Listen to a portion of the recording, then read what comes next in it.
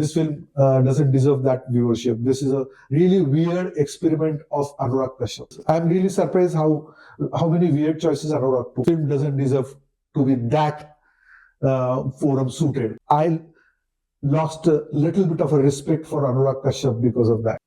Welcome to Making Sense. हमने कुछ recent film देखी है तेरे इश्क में या फिर एनिमल, जिनके ऊपर काफी बात हुई है, right, about ultra violence. But there is a difference in Kennedy. I will tell you the difference. First of all, let's go back to what Uday Shetty as a personality has been shown. Start से ही वो बंदा actually pretty violent है. जब वो Kennedy बनता नहीं है, यानी जब उसका कोई पर्सनल लॉस हुआ नहीं, तब भी ये बंदा उन्होंने बताया है कि he is doing the gross violence. When you are going to do the violence against someone by using your position and not even caring about your superiors and all, that someone might someday hit you and that person ends up hitting. वो bomb blast करता है, उसमें उसका बेटे की death हो जाती है. So overall Uday Shetty himself is not likeable.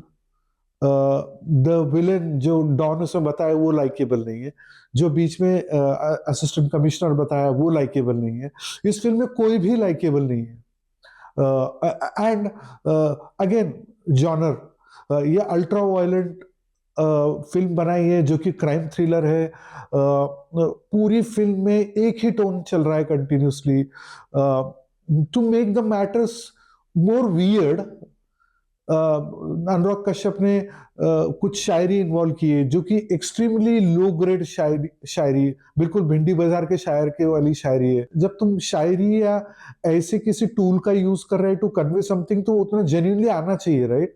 सो ना तो उदय शेट्टी स्टार्ट से एंड तक हमको लाइकेबल लगता है, ना तो उसके साथ जो सफरिंग होने वाली है या होती है वो हमको हिट करती है. और उदय शेट्टी है कि बस लोगों को ऐसे किल कर रहा है जैसे उसको उसमें मजा आ रहा है. That's the dialogue also they use, right.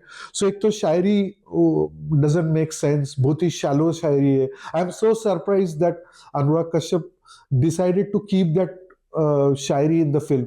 Again, these are, a director always takes choices given to him, and we are judging a film based on the choices which Anurag has made. By the way, I've had a pleasure to actually sit and spend time with Anurag during the film of Dobara, again another wicked film.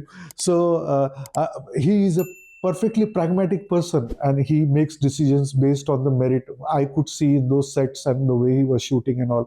Is film mein, I don't know why Anurag has made some choices which remind me of his old film No Smoking. You know that? अब कुछ भी weird बनाने के चक्कर में आप इतना विद्रूप बनाते हो कि उसको आर्ट नहीं बोला जा सकता है. आर्ट कब होता है? तो अनुराग कश्यप के गुरुजी जो थे रामगोपाल वर्मा, उन्होंने शिवा में एक सीन मैं बताता हूं आपको जहां पे वायलेंस यूज किया है लेकिन उसका इंपैक्ट डायरेक्ट यहां होता है. सो शिवा का वो फ्रेंड जो होता है, जो इलेक्शन में खड़े होना होता है, उसको गली में वो अपोजिशन जेडी और वो लोग पकड़ते हैं और बाद में जस्ट इंटरवल से पहले होता है सीन, वो उसका बाल उसको पीटता है और बाल पकड़ता है और मुंह लेता है और वो पत्थर के ऊपर बाल से पकड़ के पटक देता है. Basically he kills him, but उसका सिर्फ फेस बताया और पत्थर के पॉइंट ऑफ व्यू से शॉट बताया और बाद में dark. So we can imagine what has happened with that guy.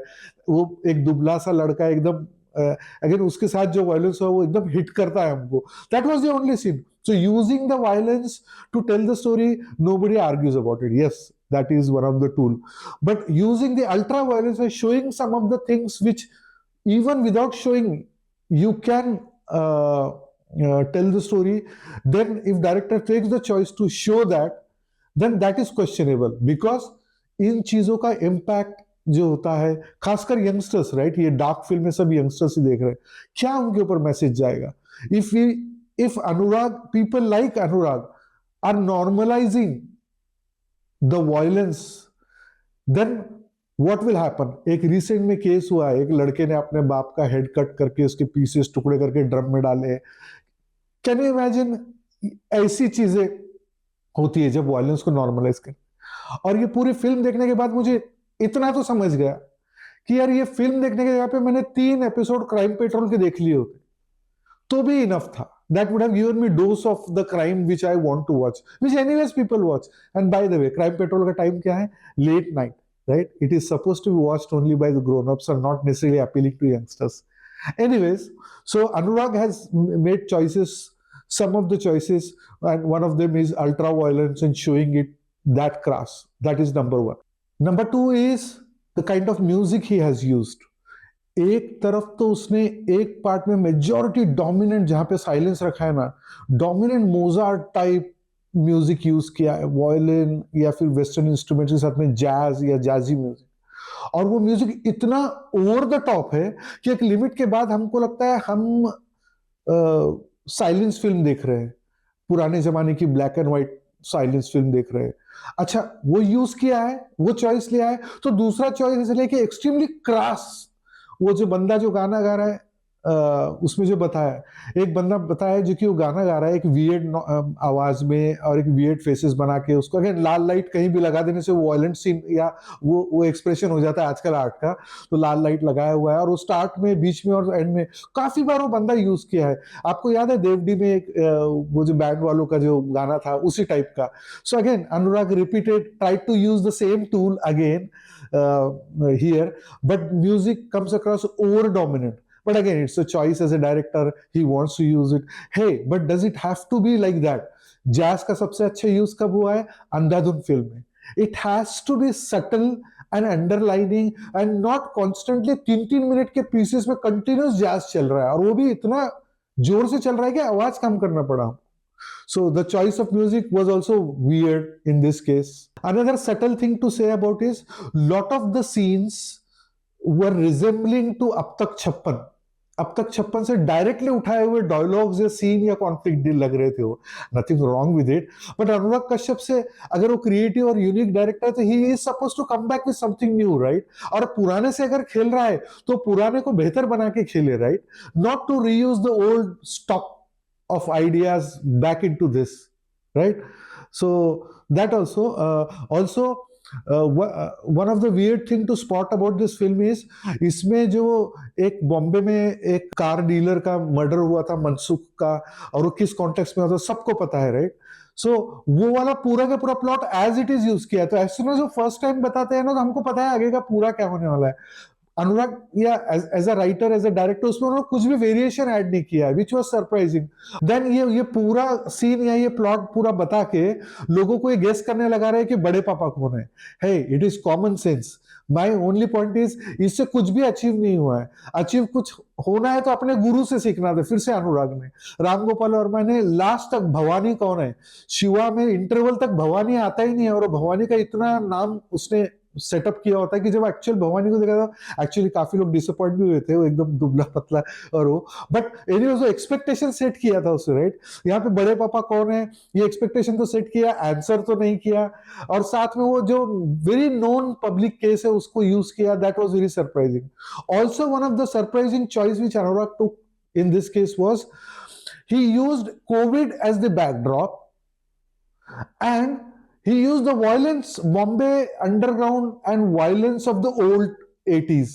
So naturally fit नहीं बैठ रहा है. सोशल बैकड्रॉप अलग अलग होता है. तो जब कोविड का अगर बैकड्रॉप किया था, तो कोविड के दरमियान बॉम्बे में गैंग वॉर हो रहा था क्या? Again it's a fiction, you can say that he can use it, but it doesn't fit naturally. And वो समझ में आता है कि आज के यंगस्टर्स ने ये देखा ही नहीं है. अंडरवर्ल्ड, डॉन, ये वर्ड डेली के पेपर में कभी सोशल मीडिया पे आती नहीं कि इस डॉन ने ये किया हुआ. छोटे मोटे धमकियों वाले डॉन है, बट अभी उस स्केल पे कुछ है नहीं. But he use that as a backdrop to contrasting things. I know as a writer इसने काफी पहले ये फिल्म लिखी हुई है, बाद में उसने उसको बनाते बनाते बनाते इनिशियल जो स्टोरी थी उसको पूरा चेंज करके अभी ये यहाँ तक लेके आया. So again as a director I didn't like that choice as well. He should have either stuck to the COVID times and the problems of that, and there were crimes, there were situations in the background, you could have used that. But half this and half that, again trying to be over smart. वो औरत हमेशा हंसती क्यों है, try to guess. थोड़े से shots initial में लिए जो क्रिस्टोफर नोलन टाइप एकदम एक्सट्रीम क्लोजअप्स लिए, वो डॉट्स कनेक्ट करके अच्छे से एक्सप्लेन नहीं किए. So I am little surprised on how many of such weird choices Anurag took, and he thought this will be very creative and it is art. To be honest, I thought it is just pure content or bit of entertainment, but not really as an art. Generally मैं फिल्म reviews डालता नहीं हूँ, but ये film release होने के एक हफ्ते में मैं जितने दूसरे पॉडकास्टर्स को देख रहा हूँ, वो अनुराग ये क्या था, people are surprise, this is very weird. और वियर्ड है मतलब अच्छा है, ये सब जब बोलने लगे ना तो I felt compelled to record this session to explain, hey guys, this violence is not justifiable. और आपको अगर इतना वायलेंस देखने का शौक है या क्रिएटिवली या ऐसा आर्टिस्टिक वायलेंस, तो ब्रिज ऑफ स्पाइस में स्टीवन स्पीलबर्ग ने वायलेंस यूज किया था कि वो तीन लोग साइकिल पे आते हैं और वो बंदे को शूट करते हैं और उसको मरने तक उसके सामने बैठते हैं। Look at that, that is art. But again, just because Steven Spielberg का नाम लिया मतलब ग्रेट हुआ क्या? नहीं, वो सीन को किसी कॉन्टेक्स्ट पे न रखते हुए भी आप सिर्फ उतने सीन को देखो, मारने का प्लेजर उन्होंने कैसा लिया है उसमें। That is the way to make show the violence, not this crazy way कि तवे से मार के सर कटते हुए, सर फटते हुए, खून उड़ते हुए और कंटिन्यूस वो पूरे फिल्म में बताए। So it was a really crime petrol on the steroids. तो 5-6 क्राइम पेट्रोल के एपिसोड कंटिन्यूस खून वाले देखने जाते हैं आदमी, इंडिया एंड बाहर निकल के क्या सीखेगा? क्राइम पेट्रोल, खून। Anyways, I'm really surprised how many weird choices Anurag took. Also, 2023 में ये फिल्म को कांस वर्ल्ड फेस्टिवल में एंट्री मिला था। Trust me, with full knowledge and responsibility, I am telling you, this film doesn't deserve to be that forum suited. However, it still got it. And मुझे आज भी याद है, अनुराग himself posted कि उनको standing ovation मिला है। I didn't see anything to stand up and clap for this film. But Anurag himself has already said he knows how to navigate the lanes of such festivals and how to get his film a good name. He thought कि वहां पे claps होने के बाद में ये film easily India में release हो जाएगी, and I thank God for that, that this is not a theatrical release. It ended up where it deserved, on one of the OTT, which again will have a limited viewership, and I hope people don't watch as much as the other Anurag Kashyap films like Devdi or Gangs of Wasseypur. This film doesn't deserve that viewership. This is a really weird experiment of Anurag Kashyap. And the last point, which was the worst part, and I lost a little bit of a respect for Anurag Kashyap because of that. He took a political jibe. As an artist, एक जमाना था जो आजादी के time वक्त है ना, तो कुछ लेफ्टिस्ट थे और कुछ थे होपफुल। तो Raj Kapoor and the others as an artist, they were making very hopeful films about इस आजादी के बारे में, दे वर एक्साइटेड। और जो लेफ्टिस्ट थे, गुरुदत्त और उनके टाइप, वो लोग ये दुनिया हमें मिल भी जाए तो क्या है, प्यासा, ऐसे दुखी फिल्में बना रहे थे कि दे वर ट्राइंग टू से कि इससे क्या होने वाला है, आजादी मिल गया, हम नहीं कुछ एंजॉय कर पाएंगे। One can understand that having a political opinion और इंक्लिनेशन फॉर अ डायरेक्टर और for a artist can be mandatory sometimes, not necessary, but yeah that helps. But Anurag Kashyap using that political inclination in one of the scene to show his displeasure for current running government, hey, that is below the belt because there is no context there.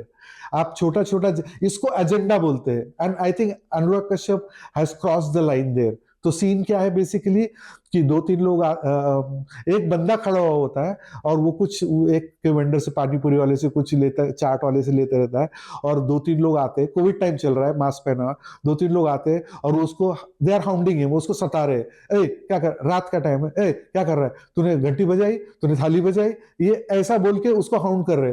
तो वो उनको हाँ हाँ मैंने किया, वो डर रहा है एकदम, और वो सब चल रहा है. और उतने में कैनेडी आता है, कैनेडी वो देखता है, जाता है, मर्डर्स करके रिटर्न आता है, और आते वक्त उन सबको मार देता है, इंक्लूडिंग दैट गाय जो एक्चुअली विक्टिम था हाउंडिंग का.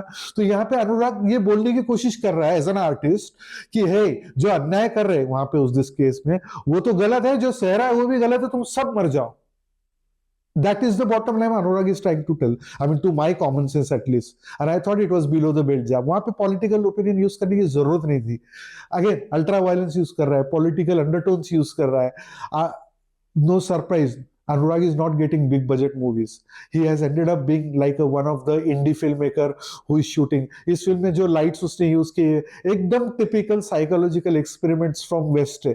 अनुराग कश्यप बस वेस्ट का टेम्पलेट कॉपी कर रहा है और एज इट इज उसको बस यहाँ बना रहा है. एक उसने नवाजुद्दीन सिद्दीकी के साथ में वो बनाई थी मर्डर की, ये बनाई थी. He keeps on coming back with the same Maggi atta noodles but with black colour. And I think Anurag needs a break. And we also need a break from such crime films. Thank you very much. If you have any opinions or comments to make, please feel free to comment on this video. Thank you.